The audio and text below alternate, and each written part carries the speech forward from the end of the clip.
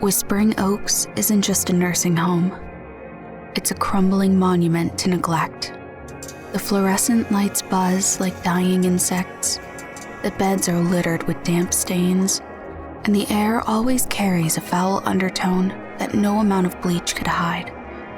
This is where elders are forgotten, tucked away from the world, buried before they're dead. Understaffed, underfunded, no one stays long. Not the residents, nor the workers. Some say Whispering Oaks is cursed. So many souls have passed away here. The boundaries of life and death blend our reality with whatever is on the other side. I used to think that was just a superstition. Now, I'm not so sure. I've started keeping a list, a record of everything wrong with this place. I don't know if anyone will believe me, but the world needs to know the truth about Whispering Oaks. It's already too late. The building itself is a mystery. Old, sterile, falling apart. Whoever designed its layout must have a cruel sense of humor. Whispering Oaks is a maze. Monotonous hallways winding endlessly. All identical. Bland, pale green wallpaper lines the wall, while harsh fluorescent lights loudly flicker above. If I had to guess, I would say we only use about 30% of the facility. Most of the building rots in forgotten silence. Entire floors and sections are sealed off and abandoned. Sometimes a resident wanders too far, disappearing into the unknown. If we're lucky, we find them hours later, confused and frightened. Sometimes we find them too late. And some of them, we never find at all. Like all new employees, I was assigned the night shift. Short-staffed and overworked, I was expected to cover entire wings alone, patrolling the long hallways, making sure everything ran smoothly. My supervisor, Daniel, seemed overly friendly at first, but his enthusiasm was too stiff, too practiced, like his face was nothing more than a mask. Even on my first encounter with him, I could sense a quiet, restrained darkness lurking beneath his pleasant tone. I rarely saw him in person. Most of our conversations came through the crackling walkie-talkies while he sat in his office, unseen. That meant I usually walked the halls alone, late at night. But it didn't take long to realize that strange things happen at Whispering Oaks. Things I still can't explain. Have you ever heard the story of Wandering Herald? They asked me on my first shift at Whispering Oaks. My coworkers warned me, if you smell rotting flesh in the hallways, leave immediately. Harold was a longtime resident, just another frail, quiet man slowly fading away. But something was wrong. Late at night, staff began to see him wander the halls. He shuffled slowly, breathing heavily, staring ahead. The issue was, Harold was always in his bed, sound asleep. Whatever this thing was, it only looked like Harold on the outside. At first, staff tried to stop him, but when they touched him, they recoiled in pain. His skin was so cold it burned like frostbite, and no matter how hard they pulled, he wouldn't stop moving. He just kept slowly walking forward. One morning, 2 night guards were found in the hallway. Their skin was frozen stiff, their faces twisted in pure terror. After that, everyone left Wandering Herald alone. When the real Harold finally died, the sightings didn't stop. If anything, they got worse. Each time he appeared, His form decayed further. Skin peeling, flesh rotting, the stench unbearable. What once looked like Harold had become a shambling corpse. Its loose, dripping skin emitted a foul odor. Staff called him Wandering Harold. At first, I thought it was just a prank to scare new hires, but the fear in their eyes told me it wasn't a joke at all. One night during my rounds, I noticed a light on in one of the rooms. This late at night, it violated our strict lights out policy. Room 221 belonged to Mrs. Emerald. Unfortunately, she suffered from extreme dementia. Like a lot of other residents, she deteriorated fast when she arrived at Whispering Oaks. Recently, she had become a shell of a person, staring blankly ahead, babbling in fragmented whispers that never made sense. I stepped into her room, expecting the usual vacant stare, the quiet confusion. Instead, she was waiting for me. Her eyes, milky white, impossibly clear, locked onto mine the moment I entered. She spoke coherently for the first time since I arrived. "I can hear it breathing." I looked at her confused. "Deep within the pit. It's alive. It's hungry." And then, just as suddenly, she was gone. I could see the awareness drain from her eyes. I never saw her in a state like that again. Not long after, she disappeared. No transfer, no records, just gone. When I asked Daniel, he barely looked up from his desk. "She's no longer with us," he said with an innocent shrug. But I could tell he knew more than that. Unfortunately, I soon found out she was telling the truth. There is something awful and sinister deep in the basement of Whispering Oaks nursing home. I was assigned to a ward with some of the more frail residents. It was a quiet, eerie place with only the faint hum of machines and the occasional shuffle of feet breaking the silence. That's where I met Mrs. Pearson. She was so thin and frail, her skin clinging to her bones like stretched leather. Despite her condition, Mrs. Pearson had a warmth that surprised me. She was kind to everyone, always greeting staff with a strained but genuine smile.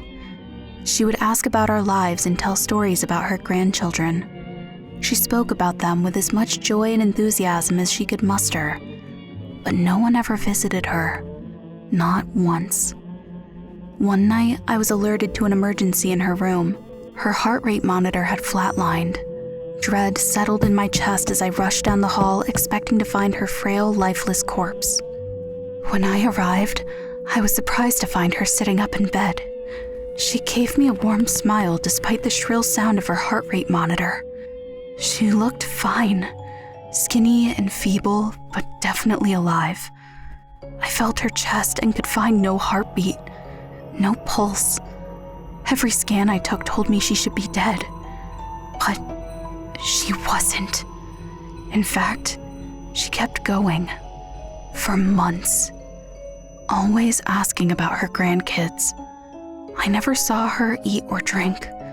She just sat in her bed with a withered smile on her face. She slowly deteriorated, but she kept going. No heartbeat, no pulse, no brain activity. Now she barely speaks anymore. The best you can get is a strained, weak smile. If I was lucky, she would faintly whisper in my ear, asking if her grandchildren were visiting today.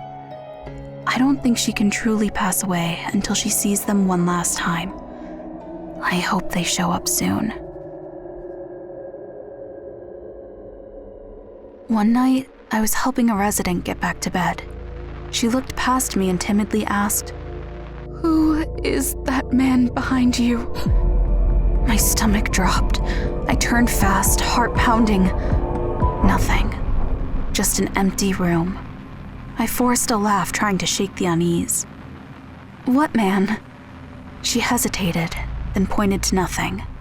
Right there, with the white hair and the white eyes. A chill crawled up my spine, but I brushed it off. Just a failing mind, I told myself. I casually brought it up to a coworker during break one day, and she almost choked on her lunch. You saw him? She asked, voice barely above a whisper. A few of the residents had a similar encounter. Staff called him the Pale Reaper. Occasionally, seniors would talk about a figure dressed in pure white flowing clothes who visited their rooms. They all mentioned this figure also had a glowing white face, long white hair, and without fail, they would die within 3 days of this encounter. None of the staff had ever seen him. Some didn't believe it at first, but the sightings continued and the deaths were harder to write off as a coincidence. Longtime employees kept this a tight secret, not sharing this terrifying rumor with anyone. But in the break rooms, I heard whisperings of the Pale Reaper, the mysterious figure who guaranteed death wherever he went. It wasn't too long before I found out that he is in fact very terrifyingly real. Whispering Oaks is an old building constantly having issues. Something always seems to be broken. In fact, we know the repairmen on a first-name basis. One of them, Jorge, was heading out after fixing an electrical surge that had plunged most of the building into darkness, but he looked drained and upset. When I asked what was wrong, he hesitated, then muttered, The surge hit the life support floor. Fried everything. They were all still hooked up. I looked shocked when he said that. I went to that floor and found it sealed off by a cleaning crew. No one would let me enter. The whole area smelled of bleach, but beneath that, I felt a foul stench, a horrible, burning smell. Horrified, I went straight to Daniel. He denied it, told me that the area was just being sanitized and the residents were transferred elsewhere. When I pressed him further, he smiled and waved me off. But when I refused to let it go, I saw his fake cheeriness drop and a savage rage filled his face. And what if they died? Did you think any of them were going to magically get better? They would somehow pull through and go back to normal? Do you have any idea how much that wing cost? If you ask me if they died, it would be in everyone's best interest. He hissed. Surprised at his volatile reaction, I was too stunned to reply.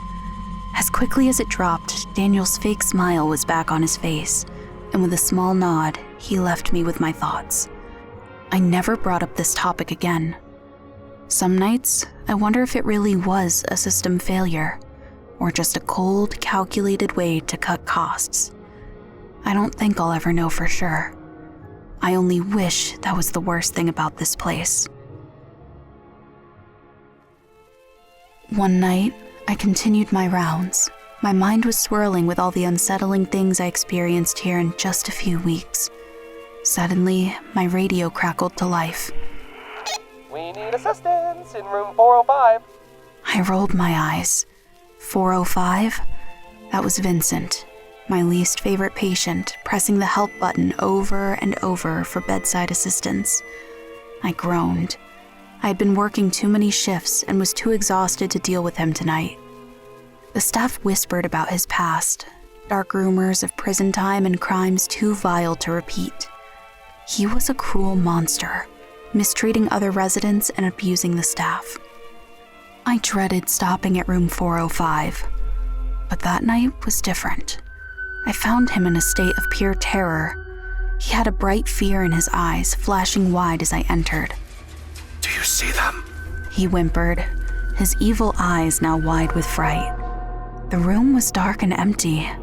I scanned the room quickly, seeing nothing unordinary in his small, bleak room. They are everywhere! He shouted, clawing at his sheets. I looked again, and I started to see the outline of dark figures swirling into vision, slightly fading into our reality. Then I heard it. A hideous laughter, a malicious cackling that seemed to come from every corner. Dozens of jeering voices chimed in, cruelly mocking and growing louder until the sound was overwhelming. I froze in fear. I felt it in my gut. The room was surrounded with a pervasive, evil darkness. Vincent was grabbing his sheets and cowering in fright. The laughter was so cruel and vicious and foul. I couldn't move until I felt a hot breath whisper in my ear.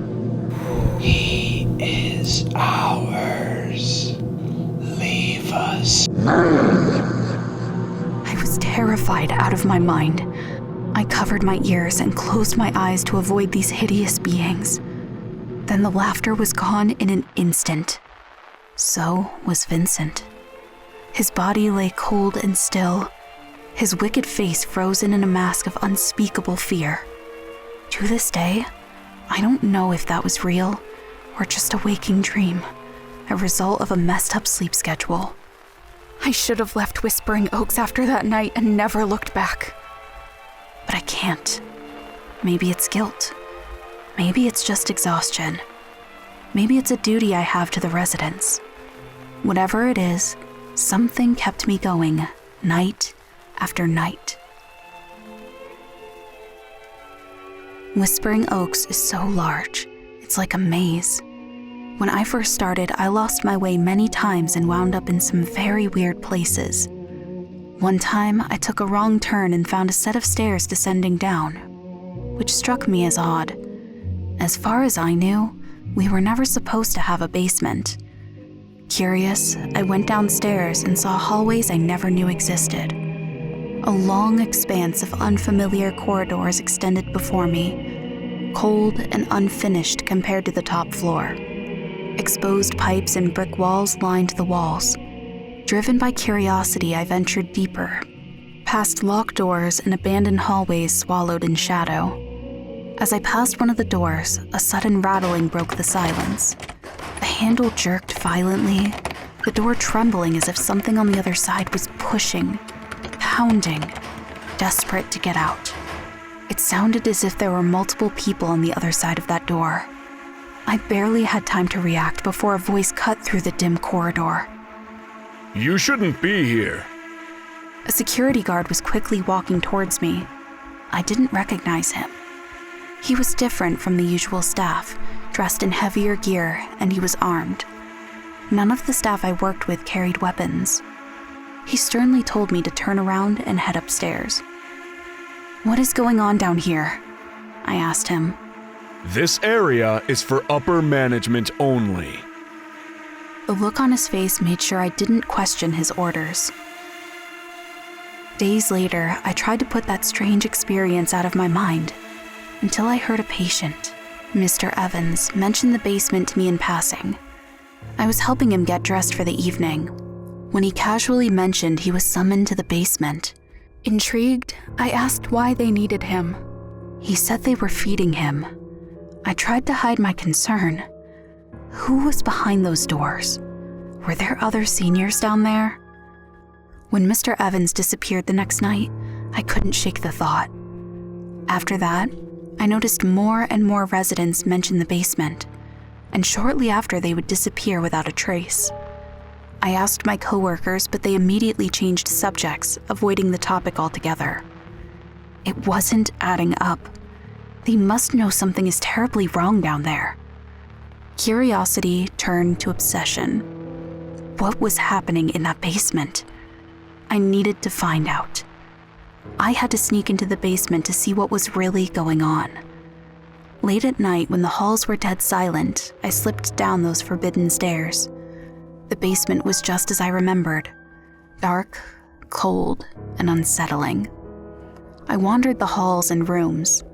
It looked abandoned, but in the distance I heard a shuffling of feet. A rotting smell made me feel nauseous. The deeper I wandered, the worse it got. The air felt heavier, thick with something wrong. I kept trying doors, hoping one of them was unlocked. until I opened a rusted door deep within the abandoned basement. I gasped at what I saw. A pit. It wasn't just a hole in the ground. It was a gaping wound in the earth, so deep I couldn't see the bottom.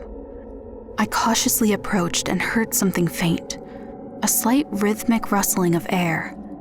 Then I saw the edge of the pit slowly, slightly moving, like it was breathing, like it was alive. The stench of hot breath hit me like a wave, thick and suffocating. I staggered back, barely able to process what I was seeing. Then hands seized me. 2 armed guards appeared from nowhere, their grips cold and unyielding. And behind them, Daniel. His false politeness was gone now, and his inner darkness was on full display. You shouldn't have seen this. The guards began dragging me forward toward the pit. I thrashed against them, my heels skidding across the grimy floor. But their grip was too strong. The closer I got towards the abyss, the air shifted, as if something deep in the ground had noticed its next victim, as if the pit was hungry. Then I smelled a foul, rotting stench. From the shadows beyond the guards, figures emerged. Dozens of them, shuffling, rotting, their flesh sloughed off in strips, eyes milky and vacant. They looked just like wandering herald. But there were so many. They moved in eerie unison, making their way toward the pit. One by one, without hesitation, they stepped forward and fell, vanishing into the endless void below. Daniel recoiled, his face contorting in rage. He shoved one away, but the moment his hands touched its withered flesh, he gasped. His skin burned. He stumbled back, shaking, but they swarmed him now, skeletal fingers grasping, pushing, searing his skin with an icy sizzle. The guards hesitated, distracted by the grotesque mass. At that moment, I tore free. I ran. As I reached the doorway, I turned back just once. Daniel screamed as the corpses engulfed him, dragging him toward the edge. His wide, panicked eyes locked onto mine in a silent plea. Then, they pulled him down. He vanished into the pit. I didn't wait to see what happened next. I bolted from the basement, from Whispering Oaks and the living basement, and I never looked back. Later that night, I was lying in bed, unable to sleep over what I experienced, when I woke up in shock. Someone was standing over my bed. A male figure with white, long clothes and white hair. I gasped in fear and terror. It was the Pale Reaper. He was real and standing over me. I was going to die in 3 days. Tears welled up in my eyes. I saw something I shouldn't have at Whispering Oaks, and now they're going to kill me. I was overcome with emotion and sadness and burst into tears. But I felt a hand on my shoulder, soft and comforting. I looked up, and the Pale Reaper was looking directly into my eyes with an intense white gaze. It wasn't how I imagined. His eyes were so calm and comforting. Instead of an icy gaze, his white clothes and hair radiated a soothing warmth. Don't be scared, he said to me, softly and reassuringly. Your time has come. But don't fear. Shortly, we'll be together again, and everything will be all right. Stay strong, my child, and it will all be over soon. The fear drained from my body, filled with an overwhelming serenity. It was such a beautiful and sweet message. Tears welled up in my eyes, not from fright, but from the loving radiance of the Pale Reaper. I understand it now. The Pale Reaper wasn't a threat or a menace. He existed to give a final comfort to those who were moving on past this world. To give those without a friend or family one last companion in this lifetime. I knew in my heart that Whispering Oaks would kill me in the next 3 days. Wherever that pit was, those rotting figures in that basement, they would rather kill me than let the secret out. But somehow, I still felt at ease. As I write down these words, I feel comforted to know the residents at Whispering Oaks, forgotten by the world, ignored by society, would have one final friend. The Pale Reaper, before they died forever, if only for just a few days.